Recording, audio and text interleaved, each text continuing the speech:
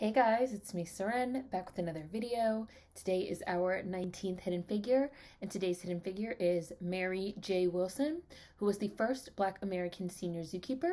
She worked at the Baltimore Zoo from 1961 to 1999, caring primarily for gorillas, big cats, and elephants, and is considered to have opened doors for Black women and other women of color in zookeeping.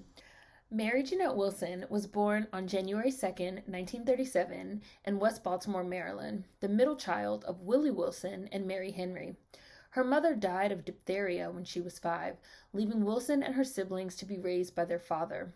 Wilson had a passion for animals from a young age and a lack of fear, as evidenced by family stories about her calmly removing birds and bats that had gotten into their home.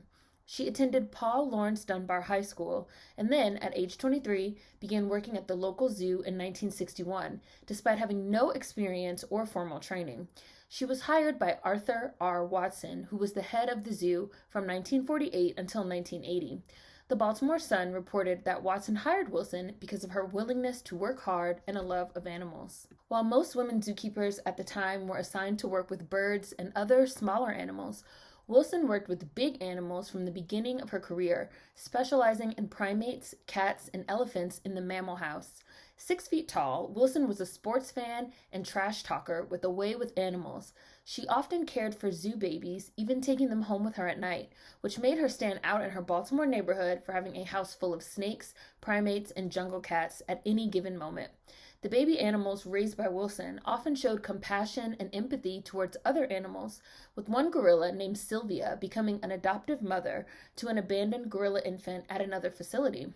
They said it was because of how I raised her that she was so good with that youngster, Miss Wilson told the Baltimore Sun. Her daughter, Sharon Wilson Jackson, became the first Black American female senior zookeeper at the Henry Doorly Zoo and Aquarium in Omaha, Nebraska. If something got out, she'd go there and coach an animal back into its cage. She did it with an elephant that got out. She just started cussing. The elephant was charging towards my mother. My mother just stood there and said, "You better come over here," and the elephant did. She retired in 1999 after working 38 years at the zoo and enjoyed singing, taking long walks, going on cruises, and collecting wooden, glass, and china elephants. Wilson kept pet dogs at home and was only known to be afraid of one kind of animal: mice. Girl, I'm right there with her.